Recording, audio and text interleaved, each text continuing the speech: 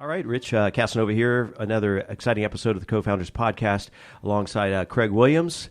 Glad to be here, man. Right? Yeah. Ditto. I'll second that. Yeah. And why not? And we're broadcasting live on the Pro Business Channel networks right here in our studio in Atlanta. If you're familiar with Atlanta, we have our $1 million Buckhead view. So we invite you to come on in next time you're in town and take a look. And unlike the other guys, we don't charge a fee for tickets for studio tours. Yeah. Right? Yes or yes? Yes. All right. So Greg's giving me the look like, let's get this I'm thing not giving started. you a look, I know, man. yeah, no. It's about I'm that tweeting time. over well, here. Okay, well, it's about that time, yeah. Yeah, let's so, get it going. Great week so far, and we're excited to roll another episode of the Co-Founders podcast, which being brought to you in part by WeWork. Oh, yeah. And I know we were big fans. We were founding members before they even opened. We were in their pop-up studio here, pop-up location here in Atlanta. Yeah. And just huge fans. And actually, we're going to hear some WeWork stories. Experiences. Yeah. That's all right. And so having said that, let's introduce our first guest before we jump into the ladies from P2P Branded. Right now, Richard Sims, and you're with Tyrannosaurus Tech. You got to love that name. A little bit of a tongue twister, but clever name. Yeah, thank y'all for having me. Excited to be here. And the company's called Tyrannosaurus Tech. So I like to tell people that we take our work, but not ourselves, very seriously. Yeah. So we're basically a software development firm. We do a lot of work with all types of clients, but a lot of work with startups in the area, helping them, build out an initial MVP or prototype of an idea. Right. Obviously, also working with more established businesses that are looking to build, again, anything from a web app to a mobile application or do some design work internally. So we're kind of a creative agency, essentially. Right. Love Atlanta, love the tech community here, so it's fun to kind of be a part of that and get to see a lot of interesting spaces and industries and ideas that people are passionate about. There is just an amazing vibe and energy here in Atlanta in the startup space, right? Absolutely. It's a blast. It's like we're living in times right now that are unlike almost any other time in the history of innovation, right? Absolutely.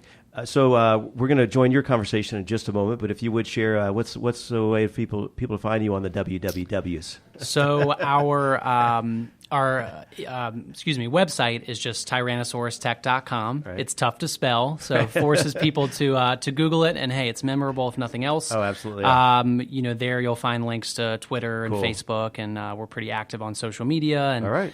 Try to put a lot of good content about the local community out there. We'll jump on some social media during the show here, where you kick back and enjoy the conversation from these ladies right now joining us for this episode. Jasmine. And Tyra. And Tyra. Look like sisters, don't they?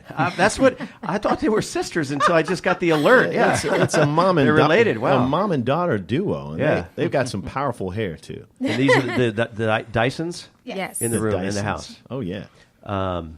So, and we have to, for transparency, we're co-working WeWork neighbors. We're right we out get our to window. look out our window. Absolutely. I can look over Rich's I know. shoulder and see them, and he has to turn around, and there they are. And I was sharing with Craig beforehand, I was there till the other night, last week, till almost 11 o'clock at night.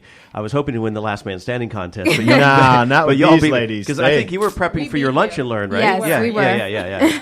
So welcome to the studio. So we're excited to hear y'all's story. And our mantra here is now, we are the proud sponsor of your story. Awesome. You like that? Yes or I yes? like Yes. that. Oh, with the Olympic Love theme it. and everybody else? Yep. Yeah. And our story is their Oh, story. yeah. Oh, man. Okay, so We can go on all day with that. where do we get started? So before we jump into P2P Branded and what you shared at your luncheon, which was phenomenal, but talk to us about your backstory before you launched this venture here. I guess I'll go ahead and start. We are P2P Branded. We are originally from the beautiful city of Washington, D.C. All right. We are Washington, D.C. natives. And so our background pretty much is presentation. We love everything presentation. We love fashion. We love all things that are presented well. My background is event planner. And so I do large conventions, over 17,000 people, conferences and things like that. But How it's many? about, with conferences are over 20,000 people.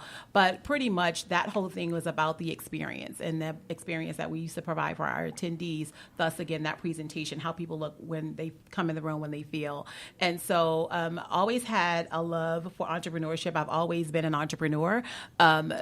Not always at 100%, but like that's always been my burning thing. And so we basically created P2P so that we could afford the opportunity for other people to realize their dreams as well, who wanted to be entrepreneurs. And we wanted to provide them a space where they can create experiences as well for their colleagues or for their attendees or customers, where they could also stay in business. So it's like if you wanted to take that leap of faith into entrepreneurship, we wanted to make sure that you can do that, but not only get in, but stay in. That's a great point, because everybody at startup, we were just talking about, everybody wants to get into business. Yeah. Everybody's starting. You want to stay in business, yeah. Everybody's finishing it out. Right?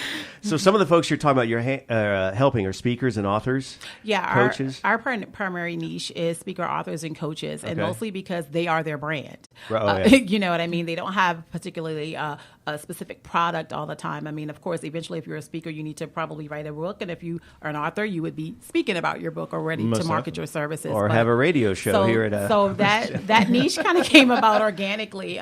That just who we started to work with, but then we started seeing some of the other needs that they did not have, how to properly and appropriately market themselves in their space. And so that's how we that ended up being our niches. But also anyone that's in business between their first 5 years of business, just getting started. We like to get you early. Wow. Nice. So did you groom her into this position, or vice versa? Watch out! Reverse engineering. I hear you. Let's hear that story. So I'm actually the creative brain behind the brand.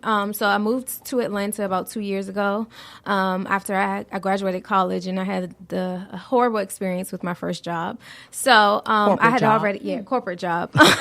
So I had already kind of delved into entrepreneurship, and I liked the idea of it. So I kind of moved here to get a fresh start. So I thought about all the things that I like to do, and as she said, presentation and design is my thing. I have a fashion background, so I'm creative from that perspective. So I started to teach myself graphic design, and I worked with entrepreneurs. Some of my old high school teachers became entrepreneurs, and I helped them a lot with in the beginning stages of their business. So I got to experience some of the challenges they had, and kind of helped to create some solutions to those problems. So I taught myself graphic design, and that's kind of where I started. And I got clients here and there, and it became popular. But like she said, a lot of the clients that were drawn to me were speakers, authors, and coaches. Oh, okay. So that kind of organically created our market. And so that's kind of where we started and where we've blossomed into studying the industry. And it's gotten so much bigger, over the last few years. Now everyone's a speaker, author, or coach, which is awesome for what it is that we do.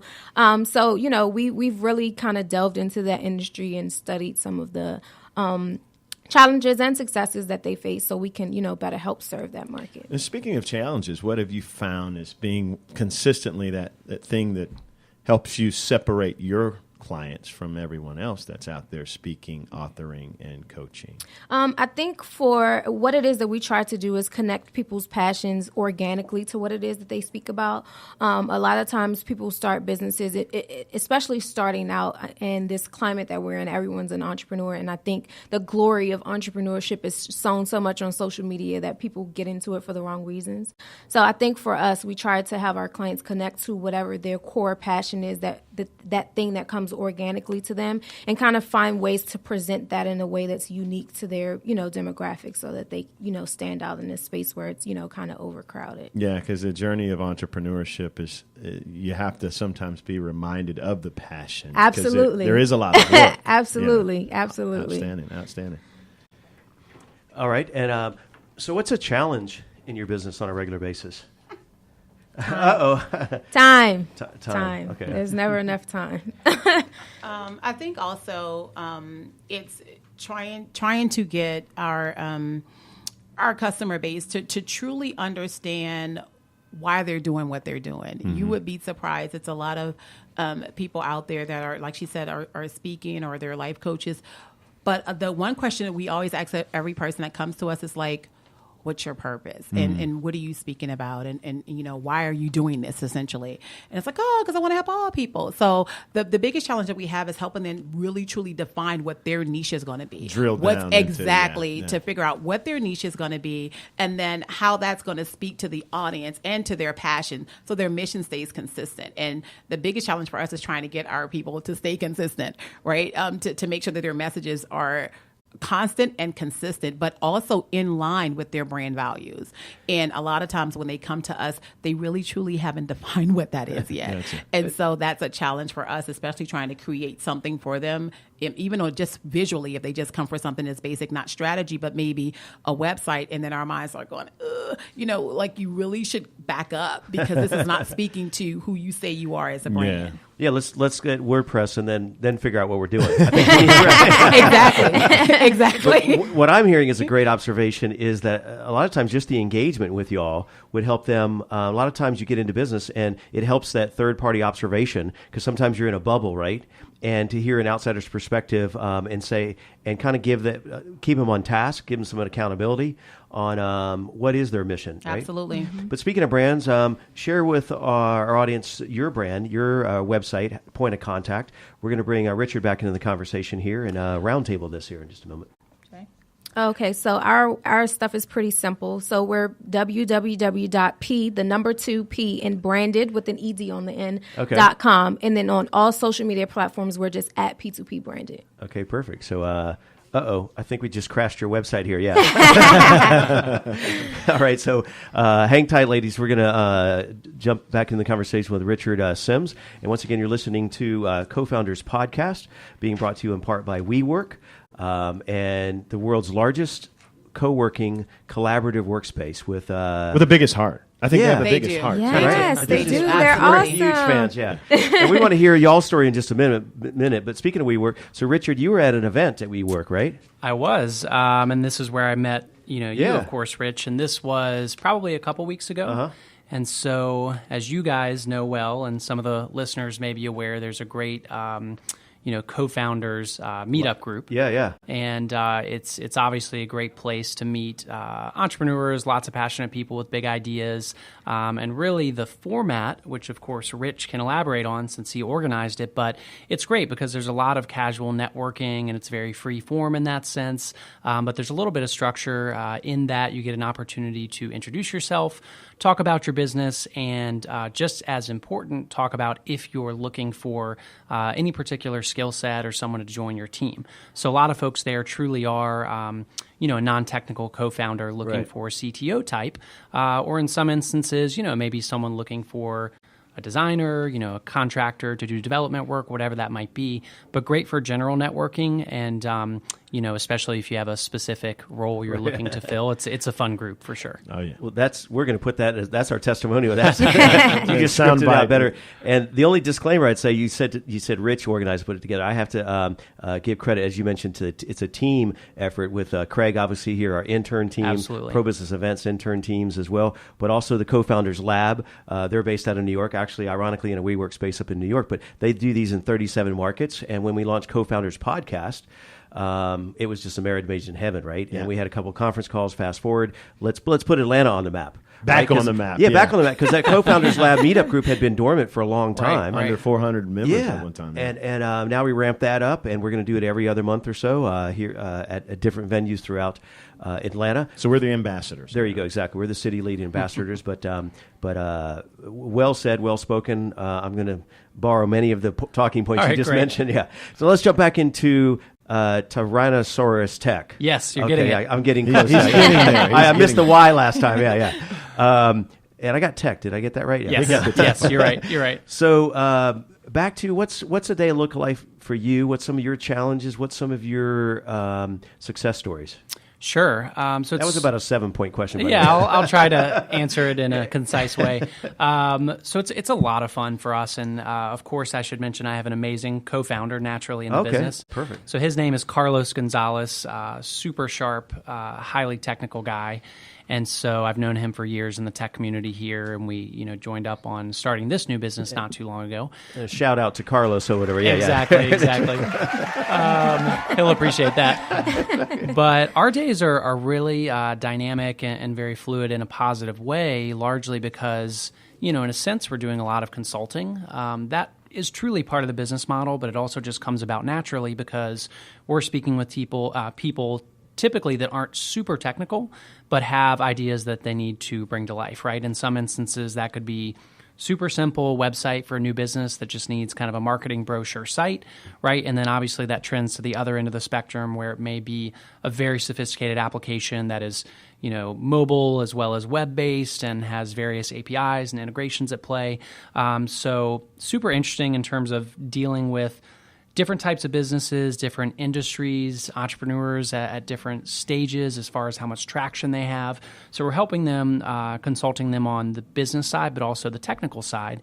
And kind of like you all were saying earlier, similarly, a big challenge for us actually is everyone does want to do a startup, which is awesome. We love that and in no way mean to put a damper on that. But everyone has this huge idea that's very multifaceted, and then it's going to integrate with LinkedIn, and we're going to, use this or that. Bidding war over us, and in 3 years we're exiting. We're going to hire Richard Branson to work for us. Yeah. So similarly, we do a lot of kind of managing scope and essentially, just trying to practice lean startup methodologies and, explaining what a minimum viable product is and how to iterate and kind of getting people in that startup mindset so that they don't overextend themselves before they've really vetted their idea or done much customer discovery.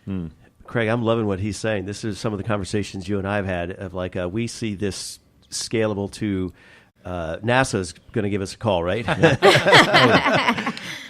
But how do that is a tough conversation or battle to have is like global, but let's dial it down to local and those logical steps. Right. Right, it's kind of harnessing. You're like, how they do.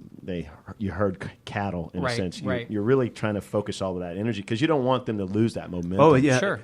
And you want them to keep that fire. Right. Like I said earlier, this journey of entrepreneurship. You got to be reminded at times about that passion. So you want to kind of harness it and not. You don't want them to lose. You don't want to stifle it. Yeah. But if I think Craig, you said a few times there's people that have these. Actually, in the Cofounders Lab, they talk about this as at these events. You need this balance of team because there's nothing wrong with the guy. Like we have whiteboards all over the studio here. You could spend a day just conceptualizing amazing ideas, but at some point you got to like implementation. Right? Sure. Ready, aim, fire. So, what's next for your business? Speaking of iterations, what's your global? What's your big picture mission here? Yeah, great question. Thank you. He's full of them. No, I try to get one. I have a quota of one per show. Yeah. So you well over there, buddy. Yeah. Yeah, so I mean, we have a lot of goals, obviously, and again, it's a relatively young business in a good way. So there's a lot of directions we can go with it. I think naturally, we're wanting to grow the business itself and kind of the services side that we're offering. I was running in tandem with a partner, a company before this that really did web and mobile development training. Okay. So this was kind of a natural transition to me to get more hands-on with product again rather than training developers. But we very successfully set up like a multi-city presence. So we have offices in, I think, 9 different cities at this point, which is pretty crazy. So Craig's writing notes down now. You got his attention there. So in some ways with Tyrannosaurus Tech, we aspire to that too. I think there's a lot of businesses that have our model, and this is not to say it's necessarily a bad thing, but oftentimes it's a couple really technical developers that are pretty heads down in their work, and there's not a lot of focus on growth and scaling something services-based, which can be challenging. So we definitely aspire to have a really strong community presence here in Atlanta first, and then hopefully spread into other markets. And then aside from that, kind of the most common goal or dream for a lot of services-based kind of technical consultancies or service providers is to, in time, roll out our own products, right? So Carlos and I both have what we think are great ideas for true products that we could market.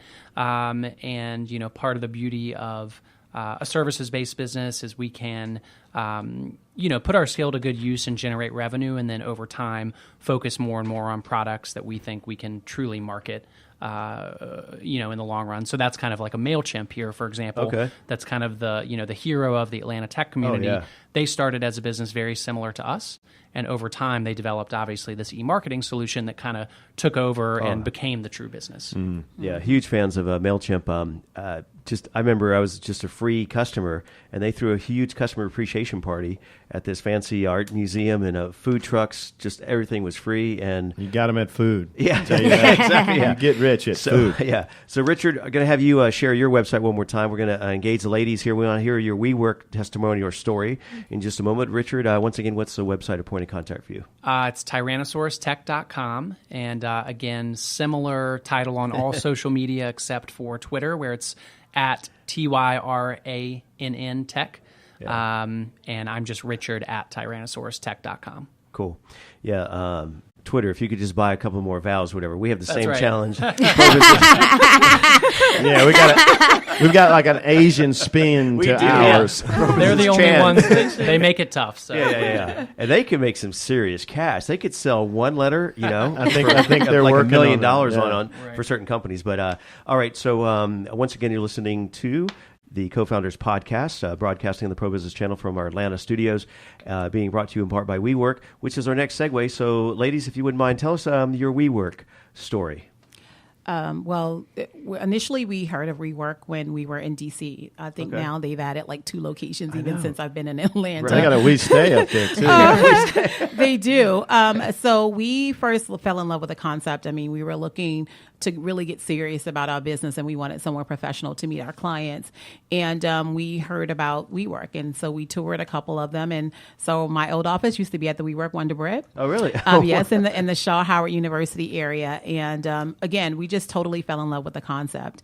And when Jasmine moved here, as our business was growing, she started looking for spaces that were similar to the WeWork and the WeWork brand and motto and mission. And clearly there is a few here, but none really spoke to us like WeWork did. And then one day she called and said, guess what? They're building a WeWork in Atlanta. We was like, are you kidding me? Get on it. And so, but again, I think for us, WeWork speaks to what we want to do as entrepreneurs, and their whole mission and building that space, never settle, work harder, do what you love, to me is really what speaks to me. Most definitely. Having been in corporate America all my life, and just working for someone else, but always wanting to be able to do exactly what I love 24/7, 7 days a week. And then that just fueled my passion. And so again, for me, just the whole concept of the community and everybody sharing their ideas and networking with each other. I mean, that for me, their business model is it's essentially, honestly, it's our business model. That's why we do what we do. Yeah. And so it's just the perfect marriage, I believe. Outstanding. And speaking of WeWork, like I said, I attended your lunch and learn. I pulled up my notes from the lunch and learn. So awesome. some You were follow taking Great notes. student. Okay, so some follow-up questions for folks that weren't there. So talk to us about, we don't have time for all 5 elements, but you mentioned these 5 elements of a brand. Hit on a couple of those points. I made a note about the power of the brand, the clear brand guidelines. Jasmine, maybe hit on Okay. one or So two. I'll talk about one of the points that I made is, some of the mistakes that people make. So the principles were kind of built off of some of the mistakes people make in branding. And one of them was that people don't understand the power of a brand, and really connecting with people on an emotional level. Some of the most successful brands, as I mentioned, are, started because they have some type of burning problem that they solve for their consumers. So really connecting to the users and, meeting them where they are. So that was, one of the first points that I made. And then also, I think today we have so much going on that, people get confused and they have all these ideas and they kind of flush them together and send them out. But the thing about, true branding and some of the people who do branding the best is that they're very consistent in their messaging and their marketing. So, from a visual presence, you'll always consistently see their stuff go out in a certain way. They'll always present their information in a certain way. The continuity. Exactly. The content is consistent. Exactly. So Tyra, one of my notes here is talk to us about you're always the customer customer. that principle, that idea. I love that idea. Absolutely. I think we're in this area where we always say the customer is always right. And so I think as an entrepreneur, you just have to remember that whether you are serving or being served, you have to put yourself in the place of a customer. It's a long old adage that we all were taught, treat people the way that you want to be treated. Because even though I'm the customer, that person and someone serving me, but that person has the opportunity to recommend me to someone else. So you want to treat every single one, even if you're paying someone for a service, you want to make sure that you are still treating them the way that you want to be treated with the same level of respect, because you never know where your next customer is coming from, right? And so if you're mean to the printers or even to the lady in the cleaners and she knows that we do, brand management for some small businesses and overhear a conversation, well, if we're not treating her properly or we're always the angry person and just very rude, most likely she's not going to recommend my company to someone else, right? And so I think it's just imperative to remember that you are always a customer, whether you are serving and or being served. Wow. The only people maybe she'd recommend is the other angry people. That's my favorite quote by Jim Rohn. Jim Rohn once said that you actually have his in your book or the CD in your office. I just remember that. Yeah. I do. But Great one of my favorite phrases he used to say is, there's really only 7 mean, nasty, ugly people in the world. However, they tend to move around a lot. Thanks to Jim Rohn. Yeah. So, Richard, let's a little open panel discussion here. Have you all been making some notes or conversation? What are some? I'm going to have you put on your interview hats. What are some thoughts amongst y'all at the table? And Craig, you're at the table as well, so maybe you can. Here's where we don't want to have silent right now. I have a question. Okay. So, and you all have, you spoke to this a little bit, obviously, but. Given that, like you all, I'm living in the startup world a lot, and we don't do branding, so we may very well be able to refer folks to you all at times, but we naturally do a little bit of design, and again, we wouldn't call it branding, but some degree of kind of coaching on how to, have a succinct message or kind of carve out a niche and not cast too broad of a net. Like, do you all have kind of a concise list of just tips you would give to someone, let's say, launching a new website about having like a easy to digest brand, just kind of coming out of the gate? Yeah. One of the couple of the principles that we really talk about, people first need to, before they do anything, and we typically, even for our clients, we send them what we call a brand questionnaire. And that's normally the hardest thing, which is amazing to me because a lot of these people are already operating in their business, but they normally can't fill it out. And it's just asking basic things about your mission, your base, who's your target audience, things like that. Why do you do what you do? And the one things that we want to put in their mind is the power of the P. And that's really, you need to prepare, you need to plan, then you need to position yourself, right? To go out and to present your business, and that will fuel your profits. And so again, if you keep those 5 principles in your mind when you're trying to figure out your business, or what is my website? Again, how am I going to prepare for this? What should it look like? What are my colors consistent with our personalities? Things like that. You know what I mean? Just the simple things that you don't think about.